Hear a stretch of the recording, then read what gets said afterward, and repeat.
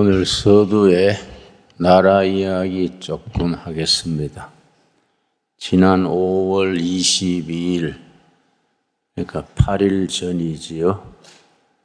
미국의 바이든 대통령과 우리 한국의 문재인 대통령이 미국에서 정상회담을 열었습니다. 상당히 관심의 초점이 되었었는데 문재인 대통령이 미국 가서 바이든 대통령을 만나는 데 대해서 많은 사람들이 염려를 했습니다. 혹시 잘못된 방향으로 나가서 두 나라 간에 충돌이나 일어나지 않을까 걱정을 했었는데 예상외로 아주 좋은 성과를 거두었습니다. 문재인 대통령이 그동안에 어쩌다 보니까 친북, 친중 성향을 띠고 반미, 한미 동맹을 좀 약화하는 방향으로 분위기를 그렇게 이끌어 갔는데 그런 점에 대해서 걱정을 했지요. 그러나 결과는 전혀 다르게 좋은 방향으로 나왔습니다. 근데 그 바이든 대통령이 겉보기는 나이도 들고 엉성해 보였는데 아주 그 사람이 지혜롭더라고요. 그리고 아주 나이값을 합디다. 상당히 그 사람이 전략적인 그런 발상을 하는 사람이었습니다. 제가 이번에 사실은 좀 놀랐어요. 야, 사람이 참 겉보기하고는 다르네. 그분은 20대 후반에 국회의원이 돼서 지금 70 넘는 나이까지 계속 국회의원을 했습니다. 항상 외교분과위원회, 외교 전문 분야에서 일해왔습니다. 그 닦아놓은 실력이 이번에 드러나더라고요. 어떻게 서로 참 이질적인 두 나라 대통령이 만나서 바이든 대통령이 문 대통령을 잘 이끌었어요. 아주 결과가 참 좋았습니다. 그래서 한미 동행은 중요하다. 이걸 더 강화해야 된다. 그리고 미국이 중국이 대만을 삼키려는 것을 미국이 지키고 있습니다.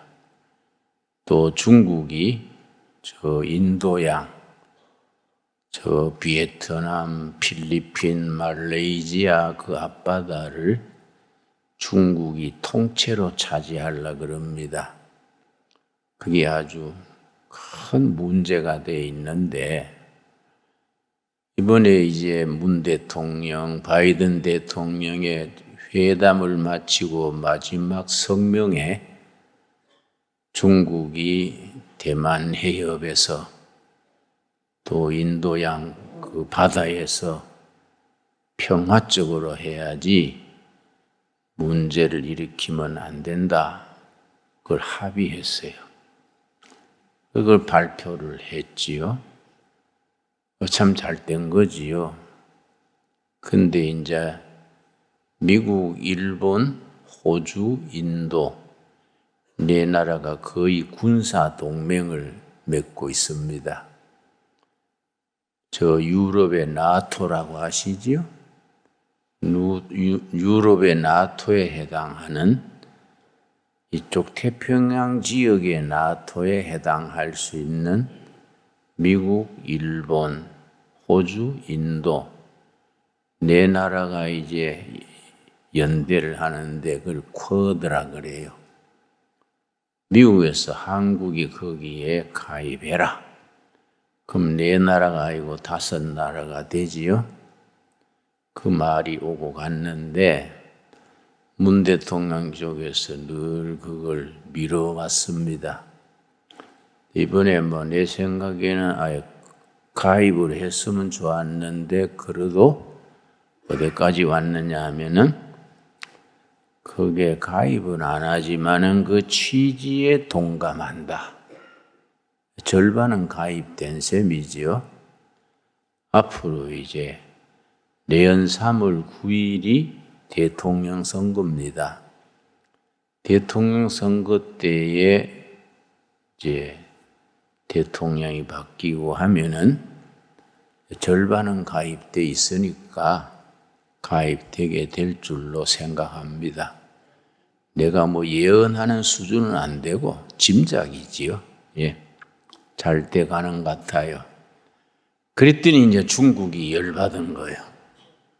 중국 외무부 차관이 그 회담 끝난 뒤에 한국이 대만에서 미국과 같이 불장난하지 마라. 중국 대변인이 그랬습니다. 내 생각에는 그럴 때 우리나라 외무부에서 아주 세게 중국이야말로 불장난하지 마라. 이렇게 치받았으면 좋은데 좀 어영부영하면서 이해해 주기 바란다. 이런 식으로 조금 기죽은 소리를 해서 조금 아쉬워요. 그러나 한국이 미국 편 들여서 대만 해협에 거기에 평화를 깨뜨리지 마라 했는 것만 해도 큰 이제 업적이 생긴 거지요. 근데 한국에 나와 있는 중국 대사가 있습니다. 한국의 중국 대사가 어제 그제 쓸데없는 소리를 하더라고요. 한국이 미국 편에서 그렇게 하면은 우리가 가만 안 있겠다. 그래서 내가 지가 가만 안 있으면 어쩌려 하는데 안 그렇습니까? 건방진 녀석이야. 응? 내가 옆에 있으면 한마디 할 끼인데 멀어서 못 하겠어요. 응? 한국에 있는 중국 대사가 그런 소리 할 필요가 없는 겁니다. 그러니까 이제 미국에서 회의를 마치고 비행기로 한국에 돌아오는데 문재인 대통령의 여러 비서가 있잖아요. 정책 담당 비서 중에 한 사람을 중국 보내가지고 중국한테 사정을 설명하는 게 안 좋겠습니까? 그랬단 말이에요. 그게 알려지자 국민들이 댓글이 수만 명. 왜 그런 짓 하냐? 우리가 중국의 속국이냐? 무슨 상전이냐?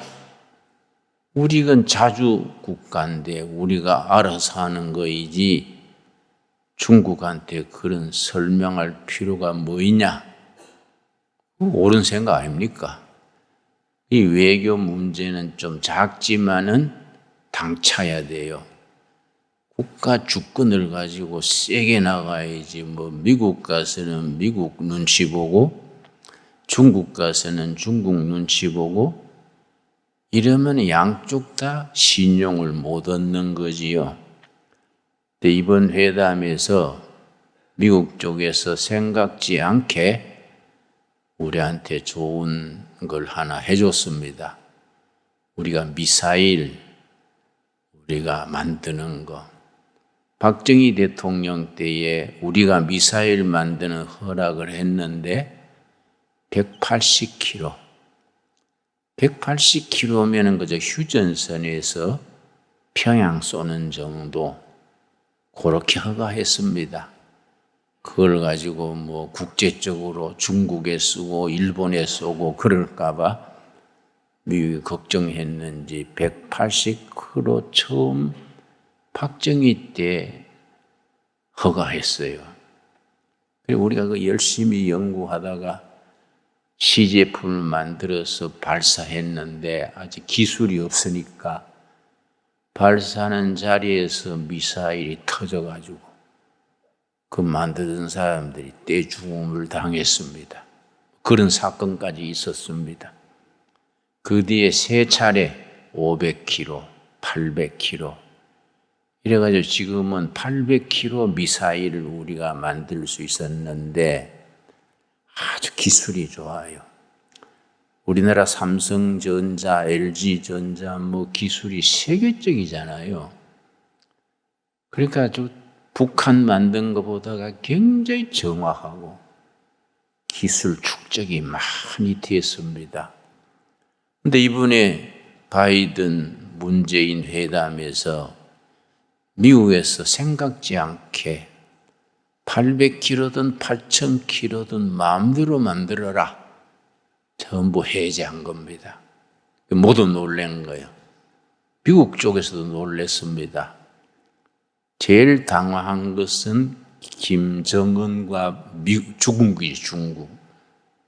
우리 한국에서 미사일 만들어가지고 북경까지, 저 상해까지 쏠 수 있는 거예요. 거리 제한이 없어지니까.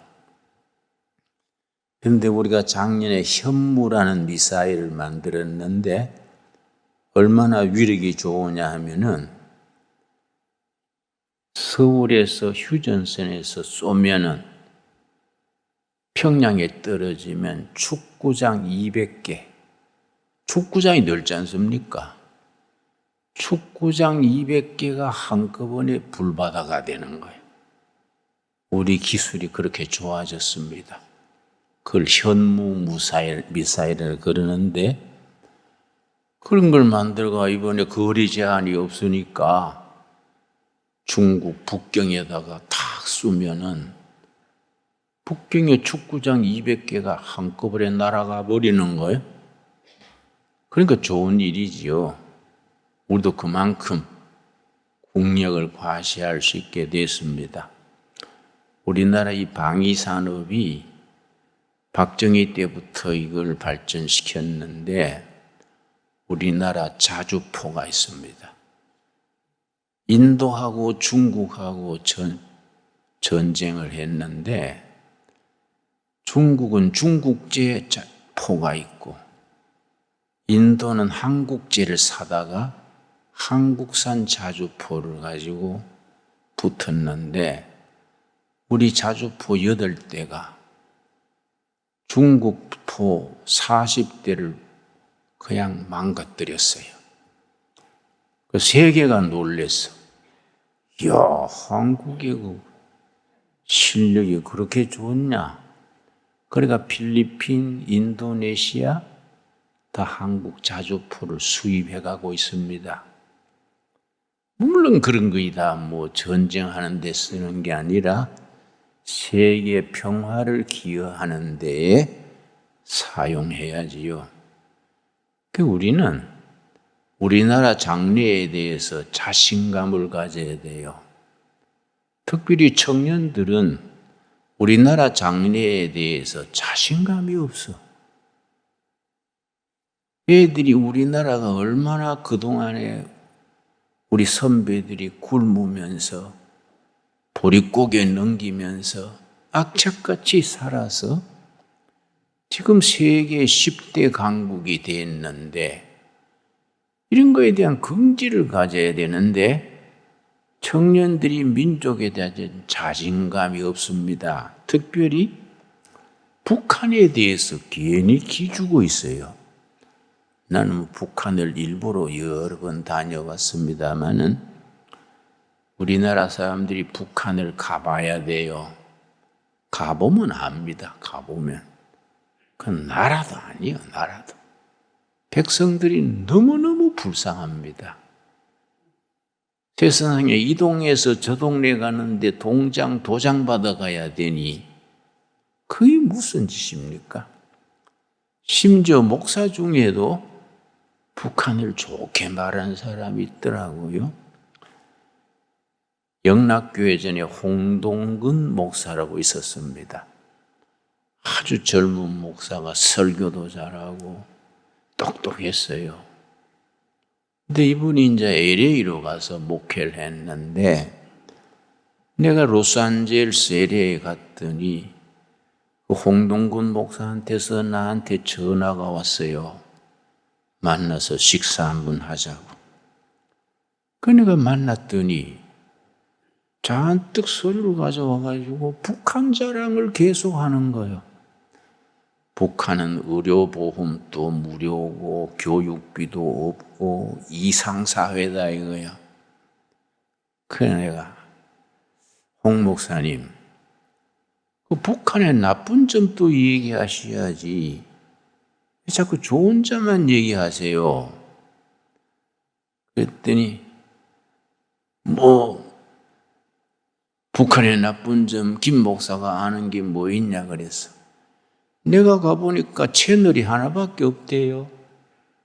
북한은 채널 하나만 딱 고정해가지고 그것밖에 못 듣던데요. 남조선에는 뭐 채널이 많나?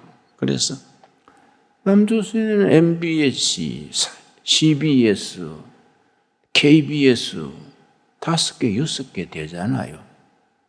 그러니까 북한보다는 방송 채널이 많은 만큼 더 자유로운 거 아닙니까? 목사님, 홍 목사님, 우리가 학생 시절에 설교 좋고 똑똑하다고 존경했는데 평양 몇 분 갔다 왔다 하더니 왜 그런 소리 합니까? 나한테 북한 좋은 걸 설득하려 하지 말고 정신 차리세요. 응? 신약, 구약 안 들으면 약이 없습니다. 신약, 구약 안 들으면 농약이나 지약밖에 없어요. 그랬더니 그래 섭섭해 하더라고. 김 목사가 몰라서 그런다. 김일성 대학에 강사하다가 아마 그렇게 이제 그런 오염된 거이지요. 우리가 북한에 대해서 자신감을 가져야 됩니다. 북한에 뭐 핵무기를 가지고 뭐 이렇게 하는데 그건 써먹지도 못할 뿐 아니라 쓸데없는데 돈 들이는 거예요. 핵무기 하나 만드는 돈 가지고 북한 국민 전국이 강냉이 사서 먹을 수 있습니다. 그런 데다가 돈 다 써버리는 거이지요. 하나님께서 우리나라를 통일되게 하셔서 대한민국 헌법으로 통일되게 하셔서 통일한국이 기독교 성경 말씀 위에 강력한 국가를 이루어서 세계 선교 사명을 감당하게 될 줄로 믿습니다. 나는 그런 확신이 있어요. 그런 확신. 내가 북한 낮은 선봉에 가서 시장을 돌아보는데 그 시장 구경 안 시키는 거거든요. 내가 저거 졸랐더니 내 담당 정치보위부 그러니까 우리나라 국정원 직원이지요. 내가 그러면 호의하겠습니다. 옆에 따라오는 거예요. 내가 팔짱을 끼고 한바구 이 축구 이런 장소 이거 한 2배쯤 되는 데가 시장이에요. 어떤 할머니는 팥죽 서와서 팔고 어떤 아저씨는 강아지 2마리 들고 팔아요. 또 어떤 아줌마는 입던 옷을 빨아가지고 그걸 팔아요. 시장. 6.25 직후에 우리 동대문 시장 같아.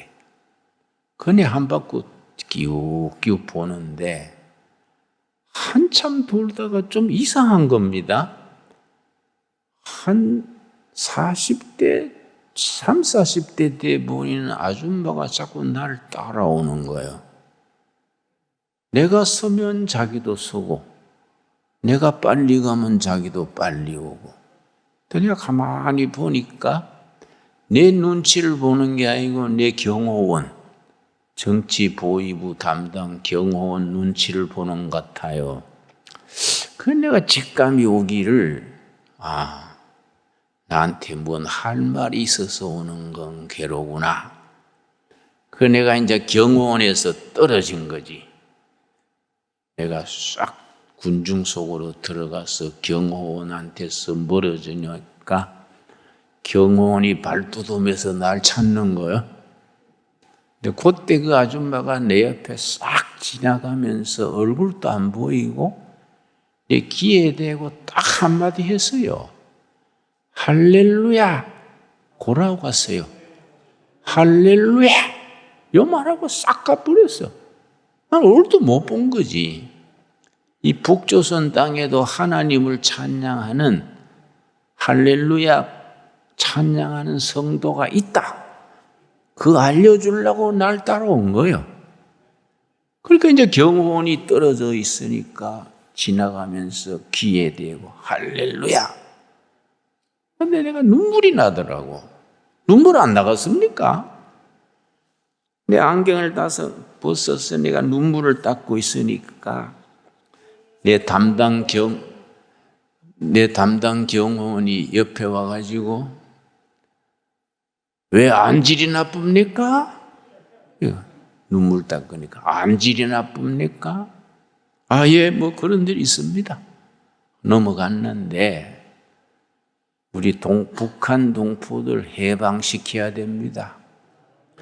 예수 믿는다는 것 때문에 10만 명 이상이 강제노동 수용소에 그렇게 수용되어 있습니다.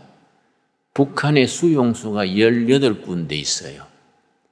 18군데 20만 명 정도가 수용되어 있는데 그 중에 절반이 신앙 때문에 예수 믿는 것 때문에 수용되어 있습니다.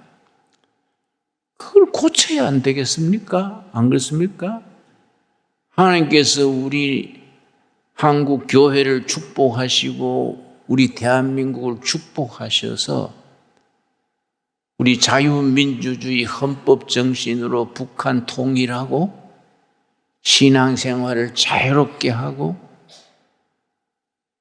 나라를 발전시켜서 온 세계에 복음 전하는 나라로 사용하실 줄 믿습니다. 내가 괜히 그러는 게 아닙니다. 미국에 조지 프리드만이라는 유명한 미래학자가 있습니다. 조지 프리드만. 아주 유명합니다. 학문적으로 우리나라 IMF도 예언했고 소련이 망할 것도 예언했고 중국이 앞으로 어떻게 된다. 이 미래학자니까요. 전 세계 대통령급, 전 세계 지도자들 5천 명이 그 사람이 매일 발간하는 뉴스레터 그걸 구독하고 있습니다. 대단한 사람이지요. 그 사람이 중국, 일본, 한국에 대해서 예측해서 쓴 글이 있습니다. 중국, 일본, 한국이 앞으로 몇십 년 안에 어떻게 변하느냐. 그 사람은 학문적으로 예측하는데 80%가 맞는 거예요. 그러니까 아주 권위가 대단하지요. 중국에 대해서 뭐라고 예언했느냐 하면은 중국은 미래가 몹시 어둡다 해요. 중국은 생각보다는 지금은 경제가 성장하지만은 이 한계가 돼서 정체되기 시작하면은 심각해진다. 중국이 굉장히 약해진다. 중국이 약해져가지고 북한을 도울 수 있는 힘이 없어진다. 그때 한국이 통일할 수 있는 기회다. 그렇게 썼어요. 그러니까 우리가 중국이 약해지도록 기다려야지요. 그러면 이제 우리가 남북이 통일이 되는 거지요. 일본에 대해서도 그렇게 상당히 부정적으로 썼습니다.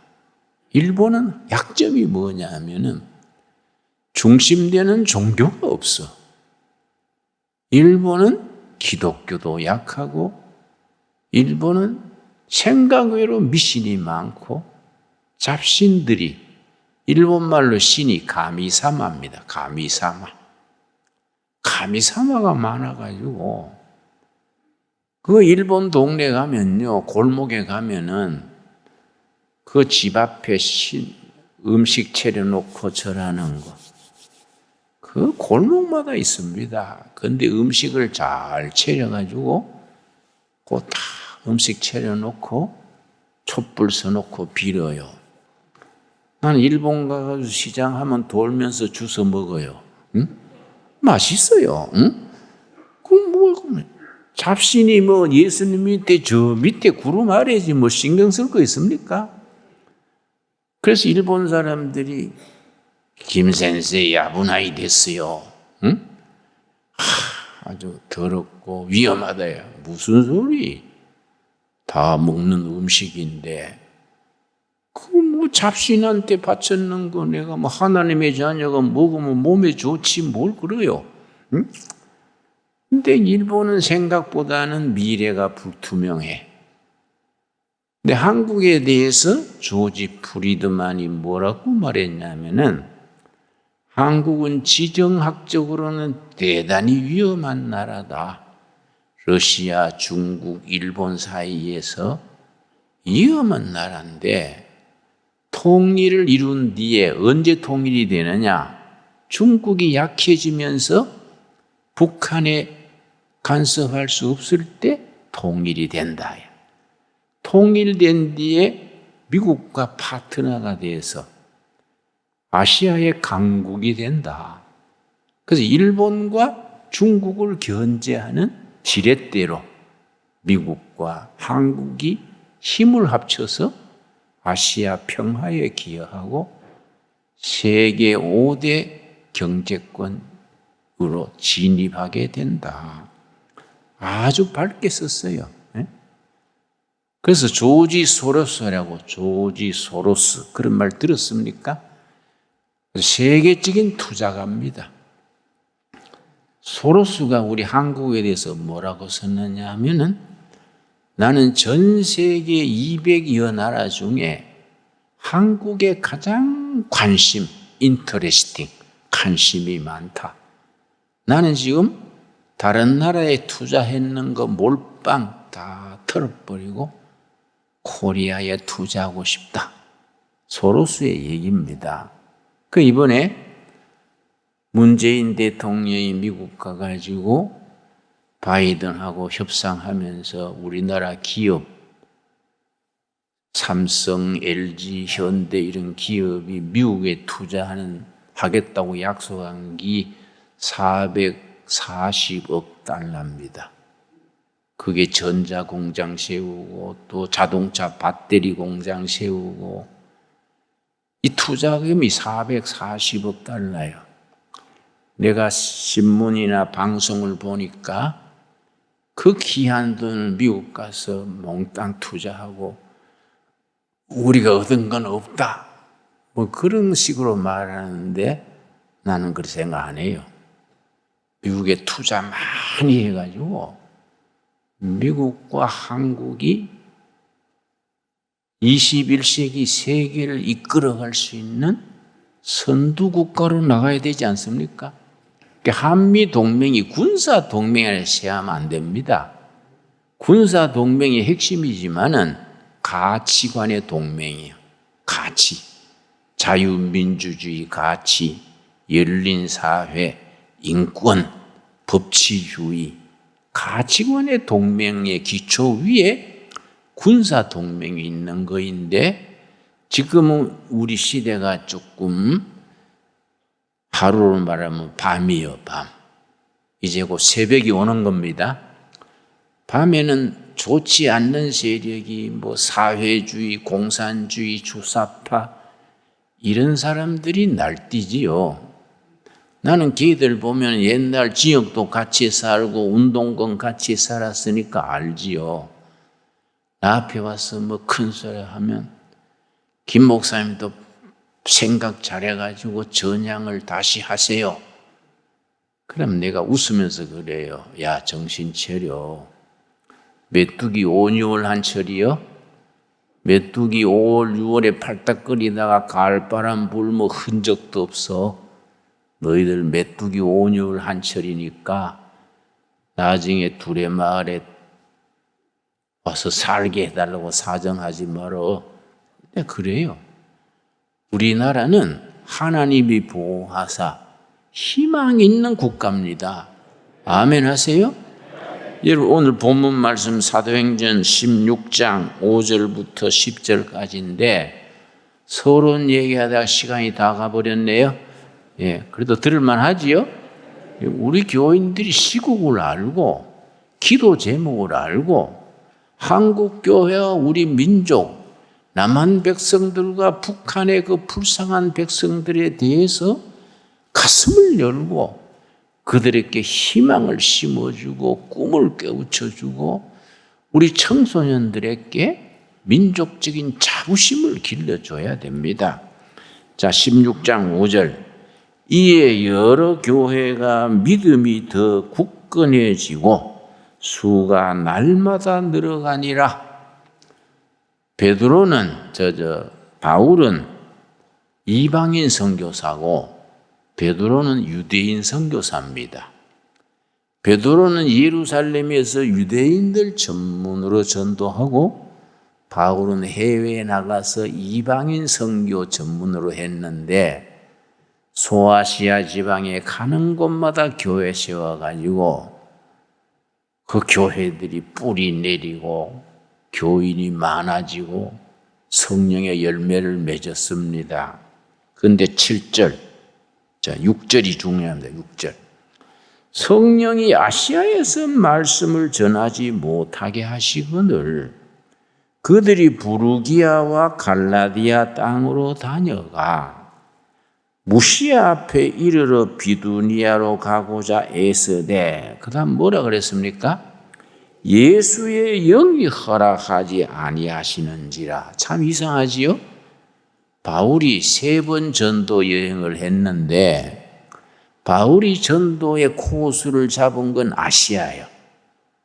저 소아시아, 터키 이런 데서부터 인도로 넘어가서 인도에서 중국으로 아시아로 복음 전하려고 길을 잡았는데 성령이 막은 거예요. 아니다.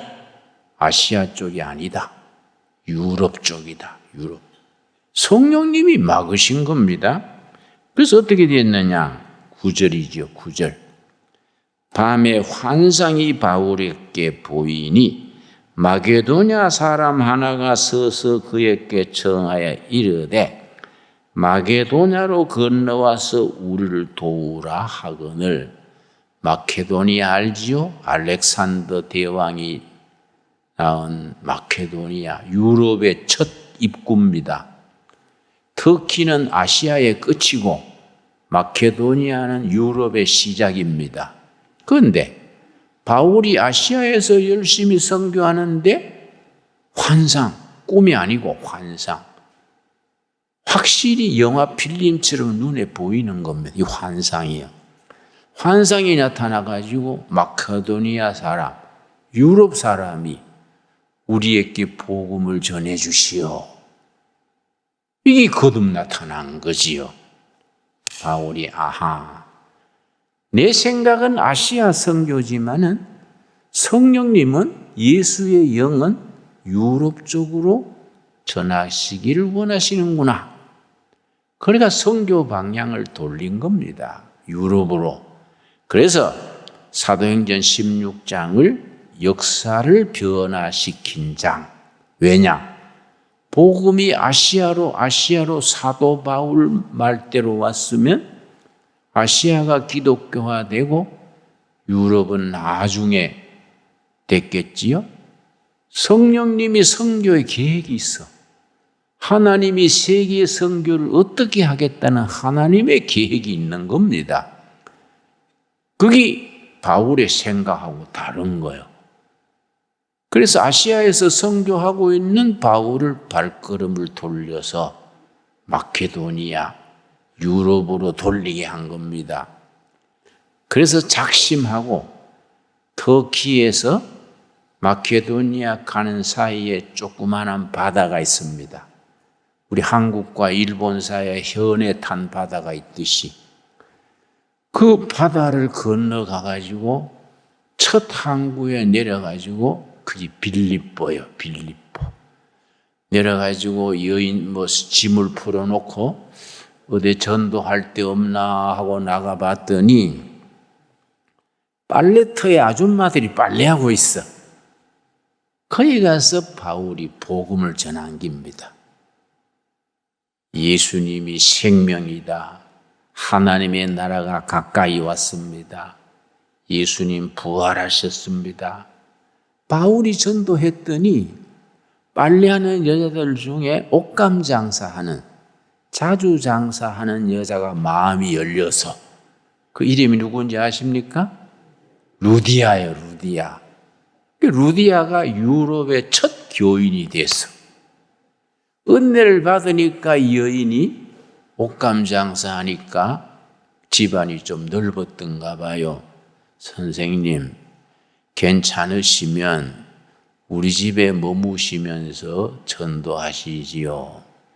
그래서 바울이 루디아 집에 머물면서 거기에 교회를 세웠습니다. 그게 무슨 교회라고요?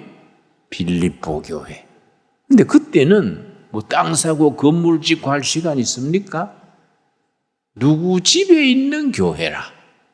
사도행전에 편지할 때 누구 집에 있는 교회에 문안하노라. 그런 말씀 기억나지요? 땅 사고 집 짓고 할 여가 없지요. 누구 집에 모여가지고 예배 드리고 성찬식하고 그랬거지. 누구 집에 있는 교회. 루디아 집에 있는 교회가 빌립보 교회지요. 거기서 이제 그 반도를 그 마케도니아 밑에 스파르타, 아데네, 고린도 쭉 있습니다. 그 펠로폰네소스 반도라 그래요. 그 전도하다가 펠로폰네소스 반도에서 바다 건너면 로마예요, 로마. 그 바울은 로마에 가고 싶은 겁니다. 자기가 전도서에서 세운 교회가 고린도 교회가 부산항 같은 항구예요.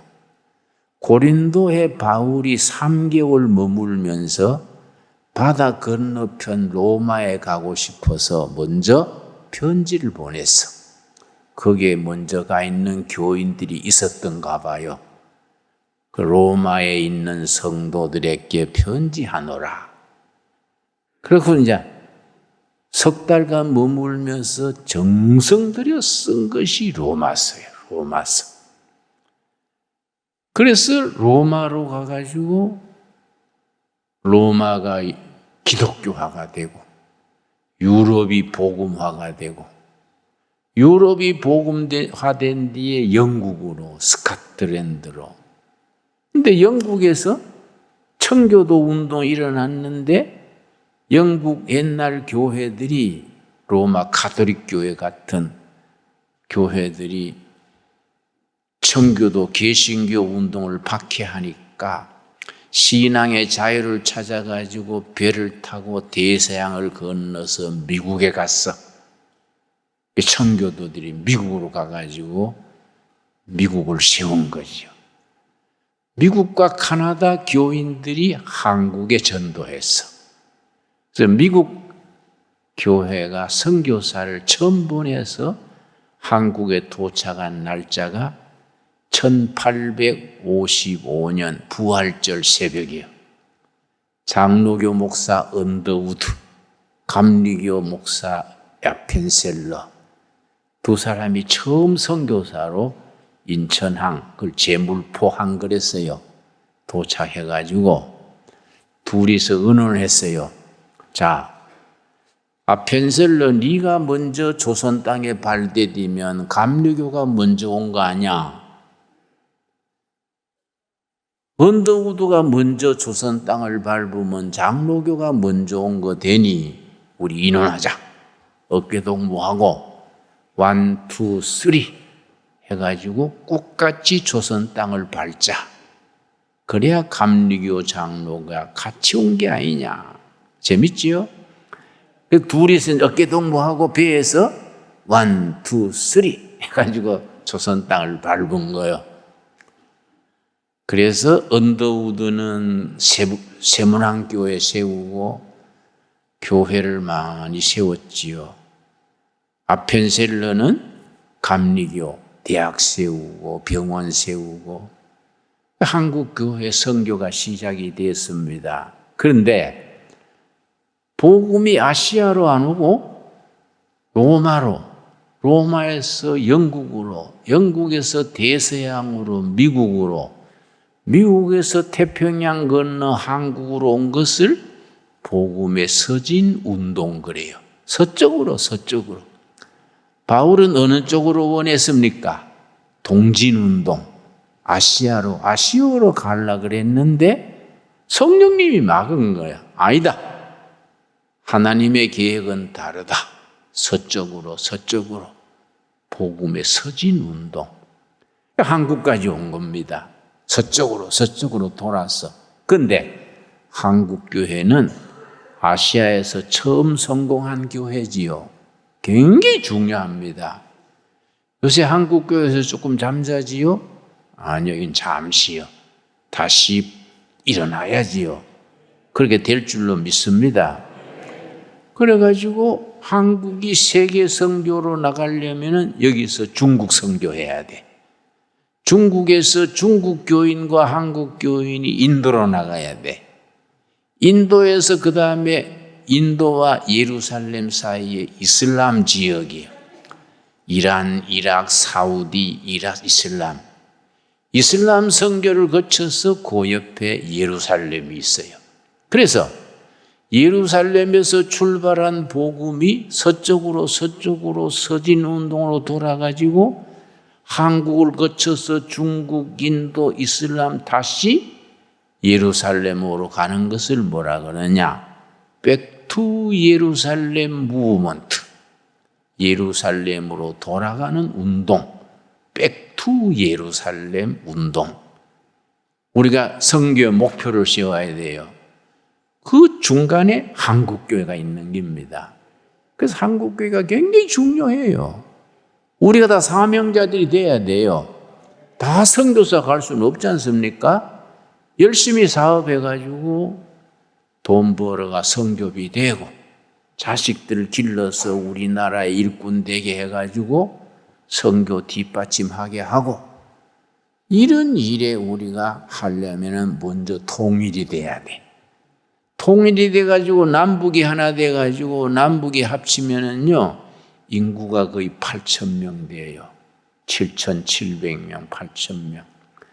8,000명이 말씀 위에서 강력한 나라를 세워가지고 미국과 동맹이 강해져가지고 일본과 중국을 견제하는 그런 힘 있는 나라가 돼가지고 그 복음의 기초 위에 나라가 선진국이 돼가지고 백투 예루살렘 세계 복음 운동에 앞장서는 나라가 될 수 있을 줄로 믿습니다.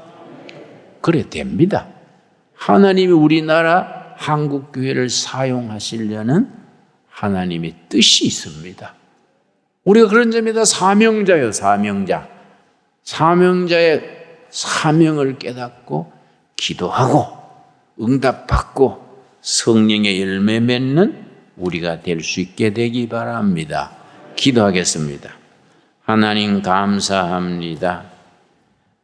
사도 바울이 아시아에서 전도할 때에 예수의 영이 마케도니아로 유럽으로 빌립보로 가라고 하셨습니다. 빌립보에서 시작된 유럽 교회가 로마, 영국, 미국, 대서양, 태평양 건너서 우리 조국 한국에 왔습니다. 한국의 복음이 전한 지 135년에 다시 부흥하여 통일 한국 시대에 예루살렘까지 나아가는 교회가 되게 하여 주시옵소서. 예수님 이름 받들어 기도드렸사옵나이다. 아멘.